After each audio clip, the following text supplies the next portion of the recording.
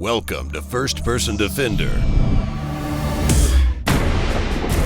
Real people put into realistic self-defense training scenarios. These are real scenarios. Hey, give me your money. The role player does not know what's going to happen. We go through the first scenario, see how they handle it, and then we pick one thing that they could have done to increase their survivability, train it a little bit, and then run them through a similar scenario. Each weapon is loaded with Simunition FX marking cartridges, the most realistic, non-lethal alternative to live ammunition. Simunition is the closest thing to the real deal. Once you feel the pain penalty once, you don't want to feel it again. For this type of force-on-force training, role players are required to wear protective gear. Come on, hit me. It is as real as it gets.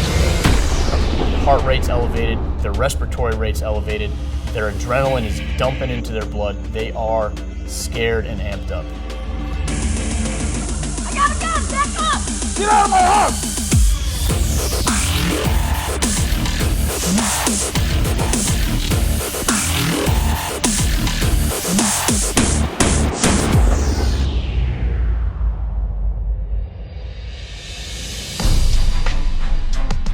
I'm from Kernersville, North Carolina, and I do not have any self-defense training. She caught me off guard, mild-mannered, very soft-spoken young lady. Like many people, Ryan has never shot a handgun and has no previous self-defense training. However, she does have a small amount of firearm experience. I always hunt with my dad.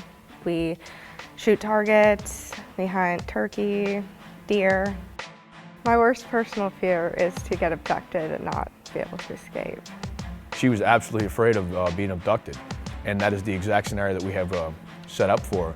We're going to let her experience that biggest fear that she has, and then we're going to turn around and we're going to show her things that will make her or better her chances at surviving.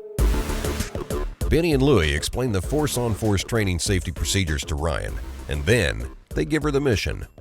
Basically, we're going to have you at a location. You're going to be leaving that location and go to your vehicle. She's going to be walking across the parking lot, and she's going to be confronted by numerous people and not knowing who is going to be the real threat. And at that point in time, somebody will attempt to abduct her, and we're going to see how she reacts. Do what you normally do on an everyday basis. If you normally carry your keys or you're talking on your cell phone, whatever you normally do, we just want you to go ahead and do that. Well, I always have my keys out with me, just in case, and I have my cell phone out. It's a pretty common response with people who haven't spent a whole lot of time establishing any kind of personal protection mindset or training. They think because they have a phone, they're going to be able to call the police when not accounting for the response time. And once they are encountered with a violent action, they simply just turtle up and allow themselves to be taken advantage of by a hostile person. Everything that you're going to see when you're leaving that location is in play. It's a normal day. I'm leaving the mall, I'm leaving the store, I'm going to my car so I can go home or go meet a friend. Hopefully she does good, but we're going to have to wait and see how this first scenario plays out. Ryan's in for a rude awakening. As she puts on her protective gear, she has no idea that the scenario is going to simulate her greatest fear. The scenario basically indicated that maybe we'd followed her to work and kind of surveilled her and decided that, we were going to hit her on a certain day and abduct her. As Ryan begins making her way to the parking lot, Louie climbs into the SUV parked next to Ryan's vehicle.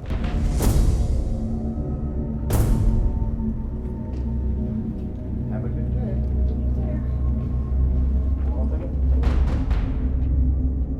I was sitting inside the back passenger compartment behind the driver's seat, just kind of waiting for Ryan to come out.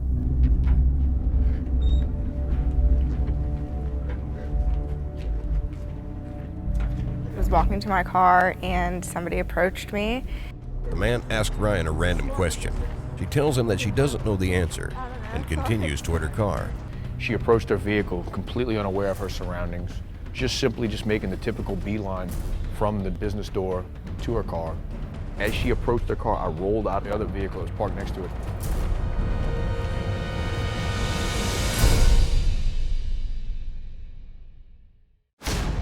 When the bond between hand and gun feels as true as a perfectly placed shot, it's not by accident, it's by design. M&P, advanced by design.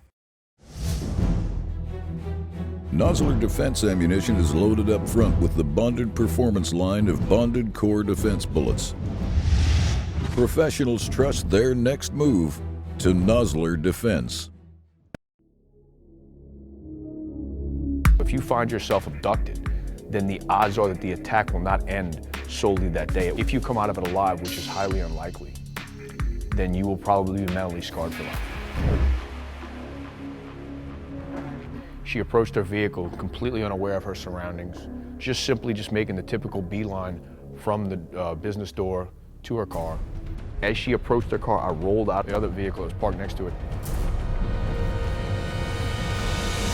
Get in the car! Get in the car! Stop! Get in the car! Hey, get in the car! What are you doing? Get in the car!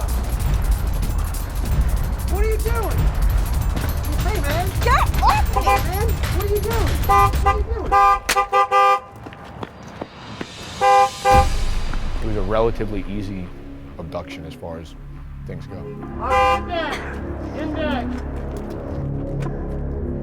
Yeah, I think it's okay to take the mask off now. A real abduction would have been a lot more violent. She would have probably received several punches to the face, or to the back of the head, or been choked out. And I think that's one thing that most people don't understand. They think that it's just about getting you in the car and maybe they're going to give you the opportunity to talk them out of it. But when they come at you with such great violence and all they do is simply overwhelm you, they don't give you that opportunity.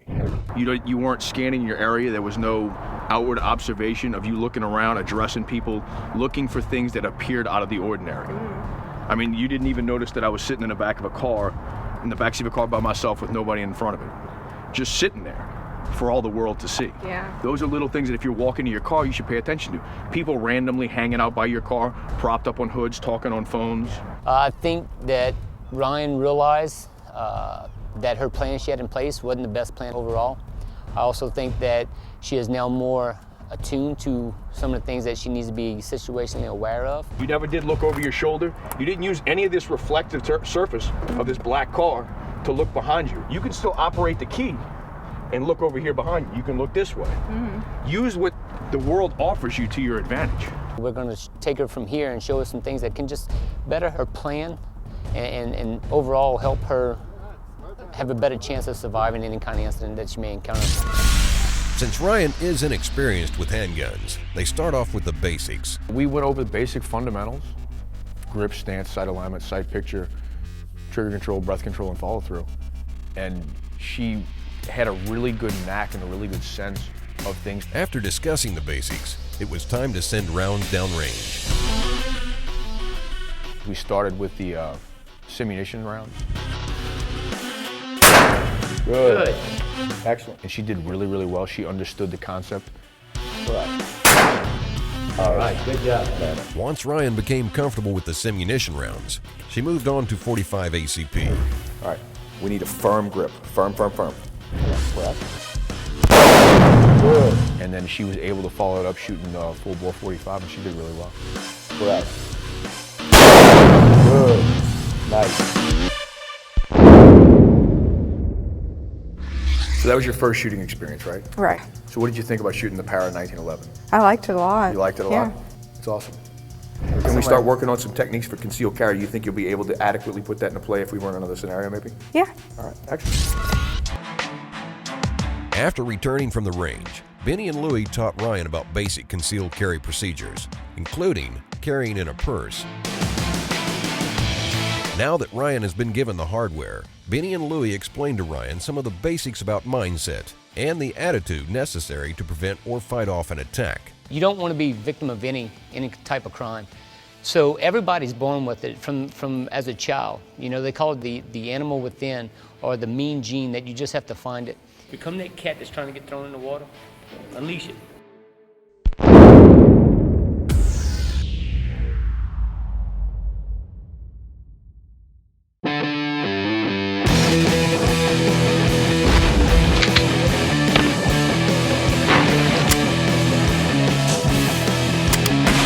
Black Ops, the baddest tactical 1911 on the planet.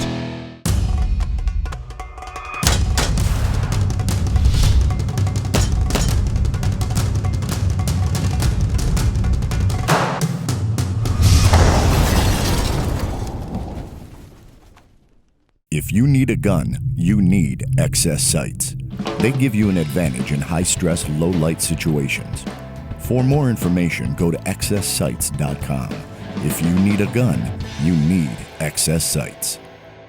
Protecting yourself requires mastering a number of skills, but it also means choosing gear you can count on, including ammunition. You want a quality gun, a good holster, and ammo that works. When you and your family are attacked, it's no time for saving pennies. Remington's new Ultimate Defense handgun ammo comes in the most popular defense calibers: 9, 380, 38 plus P, 40, and 45. Ultimate Defense ammo is loaded with brass hollow point bullets that deliver expansion and penetration. Nickel-plated cases resist corrosion. When everything else fails, it's the bullet that will stop the threat.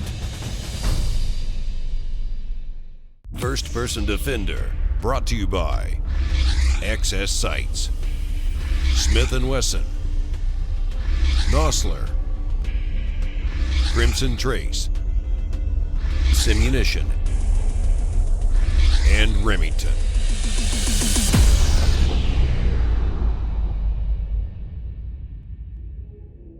Just tell yourself in the morning that you wake up that you're not going to become a victim of any type of crime, that you're going to do what's necessary for you to stay alive, protect your family, and return home to that family. It's okay every now and then to take control. It's okay to make the statements that are necessary to drive somebody away from you. The first rule is to never allow yourself to become abducted. If they want a property, you know, your wallet or your keys or your cell phone or jewelry or earrings, you can give that to them and that's all fine and well, but when they start crossing that threshold of it becoming a person's crime where they're going to commit a crime upon your person, whether it be to abduct you or drag you into the back room and rape you or kill you, those are different levels of crime. We were going to try and reenact the abduction of Miss Ryan with a few modifications. She should be better mentally aware and mentally prepared after we spent this time training her. She understands how to react. She understands reactionary gap. She understands how to be aware of her environment. What I was telling Ryan was that I said, remember what the simple things that we talked about. Remember about positive control of your purse because that's where she had her firearm at. Remembering that she needs to be cautious of all 360 degrees around her. And all I did was just give her a little bit of words of encouragement and said, hey, remember, you're prepared for this. Go ahead and do what you have to do. And whenever you're ready, go ahead and proceed to your vehicle. And you could tell at that point she was ready. With everyone in place, scenario number 2 was underway. You could see that her confidence level was extremely high when she started exiting the building. I knew to be more cautious and more aware of my surroundings. You can see how now she's approaching her vehicle in a manner to where she's preparing herself for the worst case scenario. She's looking over her right shoulder, she's looking over her left shoulder, she's looking at the vehicles. Take it easy. Excuse me, ma'am. Ma'am, how are you? Good, how are you? She did an excellent job of just continuing to move around and creating that reactionary gap. Hey, can you tell me? Just stop right there, okay? Just stop.